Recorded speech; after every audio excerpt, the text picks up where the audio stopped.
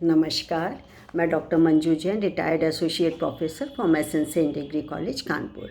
मैं पिछले कई महीनों से प्रेरणादायक कहानी नामक शीर्षक के अंतर्गत कुछ वीडियोस आपको शेयर करती हूँ, जिसका मकसद सिर्फ यही होता है संदेश पहुँचाना कि हमारे जीवन में महत्वपूर्ण पहलुओं के लिए, महत्वपूर्ण निर्णय लेने के लिए, समस्या का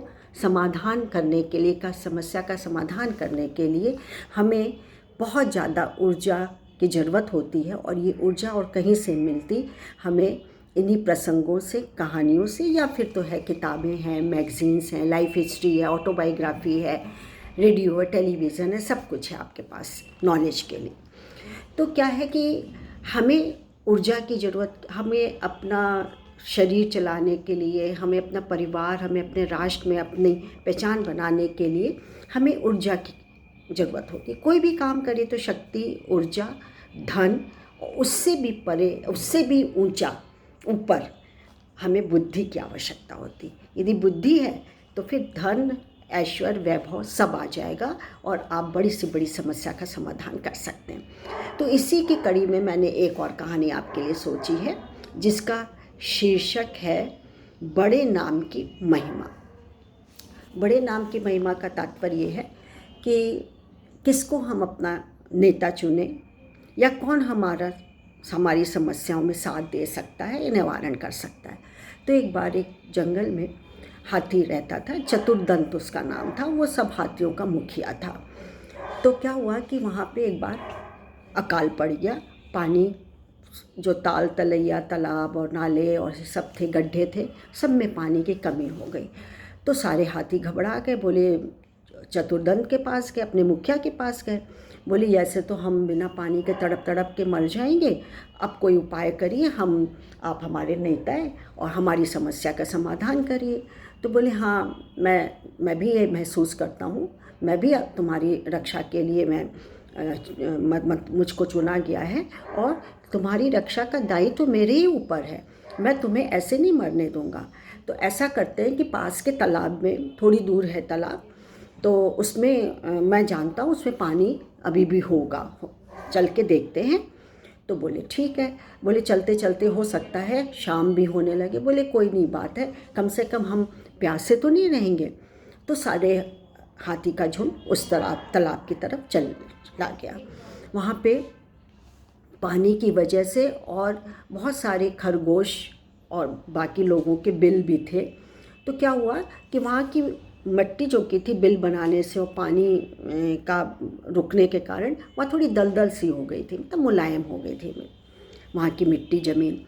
तो क्या हुआ कि कुछ हाथी जो कि थे उसमें खड़े थे, उसकी वजह से, बोझ की वजह से वहाँ के जो चूहों का बिल था, खरगोश का बिल था, वो जो कि है कुचल गया, कुछ मर गए, किसी की गर्दन आधी हो गई, कोई जो कि है सिर किसी का कट गया, किसी का हाथ कट गया, यानी कि बहुत तबाही हो गई वहाँ पे।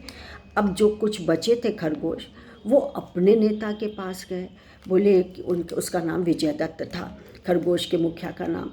बोले मुखिया जी, और ऐसे तो हम सब ख़त्म हो जाएंगे, हमारी आबादी ख़त्म हो जाएगी, हमारे घर परिवार के, हमारे बच्चे, हमारे सब, ये कितने लोग मारे गए हैं, कितने लोग कुचले गए हैं, कितनों के धड़ सिर से अलग हो गए हैं, कितनों की गर्दन कट गई है, तो हाथ कट गए हैं, आप कुछ करिए, जल्दी करिए। तो विजयदत्त बोला कि हाँ, मैं भी ये महसूस कर रहा हूँ, ठहरो, मैं कोई हल निकालता हूँ।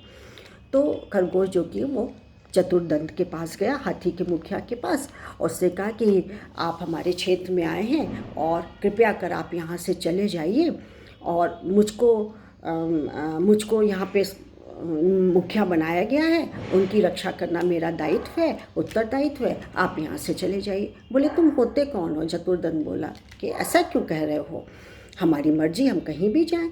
तो विजयदत्त ने कहा कि नहीं, मुझे तो जो कि है चंद्रमा ने अपना दूध बना के भेजा है, और चंद्रमा खरगोश का बहुत बड़ा रक्षक होता है और बहुत उसके ही अंदर में काम करता है, और खरगोश को वो बहुत पसंद करता है, और मैं दूध बंद करके आई हूँ। तो चतुर्दंत को विश्वास नहीं हुआ। बोले अच्छा ऐसा है कि फिर तुम मुझे चंद्रमा के दर्शन करा दो, तो फिर मैं ये क्षेत्र छोड़ के चला जाऊँगा, मैं नहीं रुकूँगा। चतुर्दंत जानता था कि कोई चंद्रमा का दर्शन नहीं करा सकते। अब विजय दत्त सोचा क्या, उसको एक क्षण में बुद्धि आ गई, चलने लगा दिमाग। मुखिया था आखिर। तो उसने कहा कि हाँ ठीक है, आप चलिए तालाब के पास चलिए। तो बोले अब तो शाम हो रही। बोले हाँ शाम को भी चल सकते, कोई दिक्कत नहीं, चलिए। चल दिए। उस खरगोश के पीछे पीछे सारा झुंड, और मुखिया सबसे आगे चलने लगा। तो उस समय चंद्रमा की आकृति तालाब के अंदर पड़ रही थी, और विजय दत्त ने, एक मुखिया ने दूसरे मुखिया यानी कि हाथी मुखिया से कहा कि देखिए चंद्रमा के दर्शन कर लीजिए। हाथी ने देखा तो अरे बाबा सच्ची में चंद्रमा था। तो भैया वो लोग का झुंड माफ़ी मांग करके निकल गया। शिक्षा यही है, कहानी समाप्त हो गई। शिक्षा कह लीजिए, मज़ेदार कह लीजिए, यही मिलती है कि नेता हमेशा बुद्धिमान होना चाहिए। और ये आप सोचें कि ये तो बहुत छोटा जानवर है, चूहा क्या करेगा, बिल्ली क्या करेगी, खरगोश क्या करेगा, तीतर क्या करेगी, मैना क्या करेगा, तोता क्या करेगा। नहीं, सब में अपनी शक्ति और बुद्धि होती है, लेकिन लीड करने वाला एक या दो होते हैं। सबकी समस्या है, आज मेरी समस्या, आपकी कोरोना की समस्या सभी के पास है, लेकिन समाधान के लिए कुछ अलग से ही व्यक्तित्व वाले लोग होते हैं, या जो लीड कर सकता हो, जिसके फॉलोअर्स होते हो, उसकी बात सलाह माननी चाहिए। और वक्त पर सबसे बड़ी सीख यह है कि वक्त पर घबराना नहीं चाहिए, बुद्धि से काम लेना चाहिए, यही शिक्षा देती है। तो आज के लिए बस इतना ही। लाइक और शेयर करना मत भूलिएगा। तब तक के लिए मुझे आज्ञा दीजिए। थैंक यू, नमस्कार, थैंक यू।